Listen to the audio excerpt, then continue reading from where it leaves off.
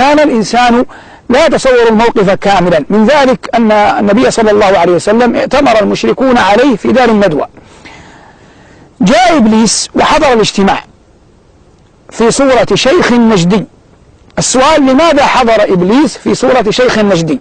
حضر إبليس في صورة شيخ نجدي لأننا قلنا إن الأقاليم كانت في شبه جزيرة العرب ثلاثة: الحجاز ونجد وتهامة. فالقرشيون قالوا قبل الاجتماع، قالوا: لا يدخلن عليكم رجل من أهل تهامة فإن هواهم مع محمد. فكان القرشيون يتخوفون من أي أحد من تهامة، لو جاء قال أنا من تهامة ما قبلوه ولا أخذوا عنه رأيا، لأنه كان يغلب على ظنهم أن أهل تهامة ينازعونهم في النبي صلى الله عليه وسلم ويعارضون قريشا فيه، أي أنهم هواهم مع هواه صلوات الله وسلامه عليه. فعزمت قريش على أن لا تدخل رجلا من أهل تهامة في دار الندوة.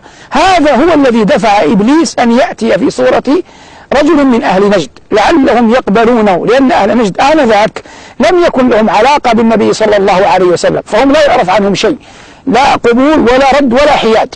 فجاء إبليس بهذه الصورة حتى يمكن من الدخول، لا لعارض في قضية أن أهل نجد أو أهل تهامة أو أهل الحجاز أحدهم له فضل على الآخر، هذا كله ملغي غير موجود في السيرة. إن أكرمكم عند الله أتقاكم. فكم في الحجاز من نصر النبي صلى الله عليه وسلم، وكم في الحجاز من عاداه، وكذلك في كل بلد. وإلى اليوم يوجد في أصقاع الأرض من هو مؤمن برسول الله صلى الله عليه وسلم محب له، ويوجد في جزيرة العرب من هو لا يبلغ الإيمان في قلبه ما بلغ في قلب أخيه ذلك الذي بعدت دياره ونأت مواطنه.